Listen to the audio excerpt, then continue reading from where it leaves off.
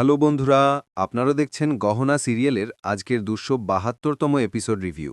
Video শুরু করার আগে একটি লাইক আর সাবস্ক্রাইব করে পাশে থাকুন। চলুন শুরু করি। এপিসোডের শুরুতেই দেখা যায় গহনা হাঁটুতে ভর দিয়ে হাতে কাপড় নিয়ে ধীরে ধীরে সিঁড়ি বেয়ে উপরে উঠছে। এ দৃশ্য দেখে আয়ুষ্মানের মা আয়ুষ্মানের জানকীকে জিজ্ঞেস করে, দিদি, গহনা এত কঠিন সাধনা করছে, এতে কি সত্যিই কোনো ফল মিলবে? সে কি সত্যিই মা হতে পারবে? জানকী শান্তভাবে উত্তর দেয়, আগামীকাল কি হবে সেটা আমি জানি না কমলা, তবে একটা কথা নিশ্চিত, সত্যিকার ভক্তির কখনোই মূল্যহানি হয় না। গহনার এমন মনোযোগ দেখে ভোলানাথ অবশ্যই কোনো পথ খুলে দেবেন। এরপর জানকী সেখান থেকে চলে যান। এদিকে যে মেয়েটা আয়ুষ্মানের ফোন আর টাকা চুরি করেছিল, সে আলিয়া আর চাকরিকে একটি ছোট ঘর দেখায়। ঘরটা দেখিয়ে সে বলে, এই হচ্ছে আপনাদের থাকার জায়গা। ঘর দেখে আলিয়া বিরক্ত হয়ে বলে, এটা ঘর, এর থেকে স্টোররুম ভালো, এসি পর্যন্ত নেই, কিভাবে থাকব? চোর মেয়েটা আবার জবাব দেয়, থাকতে চাইলে থাকুন, না চাইলে ফিরেই যান, আর ভাড়া ৫,০০০ টাকা, আগে থেকেই বলে দিচ্ছি। চাকরি আর আলিয়া অবাক হয়ে বলে, এত ছোট ঘরের জন্য ৫,০০০ টাকা? মাথা ঠিক আছে তোমার? মেয়েটা আবার সোজাসাপটা বলে, অগ্রিমও দিতে হবে। আপনারা যে টাকা দিয়েছেন সেটা দিয়ে ডিপোজিট আর প্রথম মাসের ভাড়া হয়ে যাবে। পরের মাসের সময় মতো টাকা না দিলে কিন্তু আপনাদেরই আগে বের করে দেব। মেয়েটা চলে যেতেই আলিয়া ক্ষোভে বলে, গহনার জন্যই আজ আমাকে এমন জায়গায় থাকতে হচ্ছে, আর সে ওদিকে রাজকন্যার মতো আরামে আছে। চাকরি তাকে শান্ত করে, মেনে নাও আলিয়া, এখন আমাদের রাজপ্রাসাদ এইটাই। আলিয়া দাঁত চেপে বলে, গহনাকে ছাড়ব না, আমার অপমানের হিসাব আমি নেবই।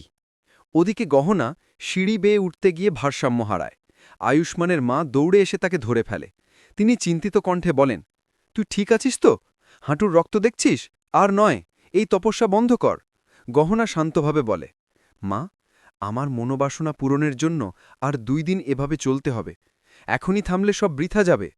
আয়ুষ্মানের মা তাকে বোঝানোর চেষ্টা করে, ভোলানাথ কষ্ট দেখতে চান না। গহনার উত্তর, মা, এটা কষ্ট না, ভোলানাথকে অসম্ভব কিছু চাইছি, তাই তাকে দেখাতে চাই আমি মন থেকে প্রস্তুত। এরপর গহনা আবার হাঁটুর ওপর ভর দিয়ে সিঁড়িতে ওঠা শুরু করে। আয়ুষ্মানের মা মনে মনে ভাবে, একে তো আমি আর বুঝিয়ে থামাতে পারছি না, আয়ুষ্মানই পারবে। ইতিমধ্যে আয়ুষ্মানের গাড়ি মাঝপথে নষ্ট হয়ে যায়। ফোন বের করতে গিয়ে সে বুঝতে পারে ফোন আর মানিব্যাগ গায়েব। সে বুঝে যায় ওই মেয়েটাই চুরি করেছে।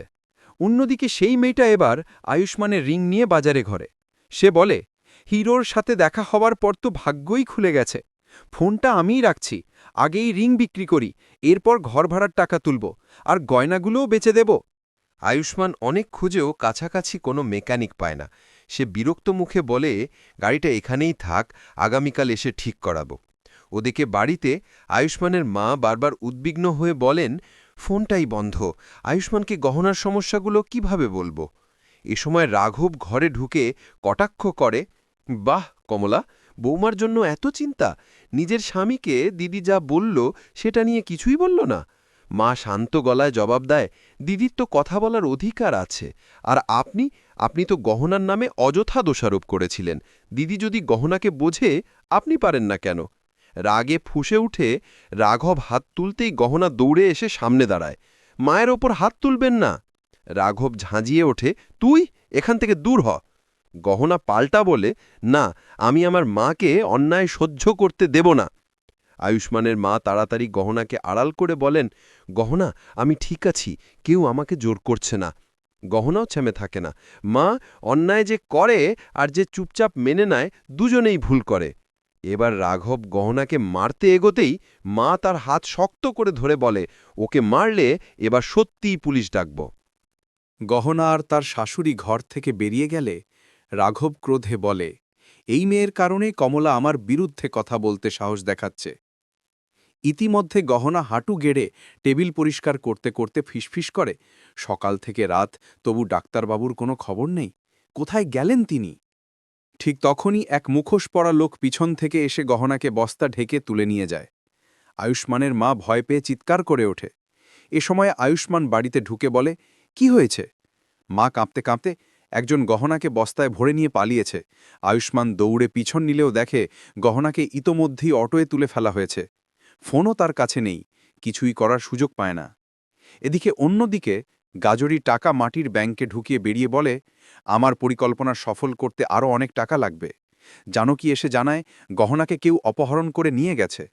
মা উদ্বিগ্ন হয়ে, লোকটার মুখ দেখতেই পারিনি। আয়ুষ্মান সন্দেহ করে, মনে হয় আলিয়ার চাকরি করেছে। জানকী মাথা নেড়ে, না, ওদের তো আমি অনেক আগেই বাড়ি থেকে বের করে দিয়েছি। সবাই ধীরে ধীরে বুঝে ফেলে ঘটনার পেছনে অন্য কেউ, এবং সেটা আয়ুষ্মানের বাবাই হতে পারে। অন্যদিকে গহনাকে একটি অন্ধকার ঘরে বাঁধা অবস্থায় ফেলে রাখা হয়েছে। সে কান্নায় ভেঙে পড়ে, ডাক্তারবাবু, মা, কেউ আমাকে বাঁচান, আমি এখানে আটকে আছি। আজকের পর্ব এখানেই শেষ। আগামী পর্বের জন্য চ্যানেল সাবস্ক্রাইব করে রাখুন। লাইক কমেন্টে জানিয়ে দিন আপনার মতামত।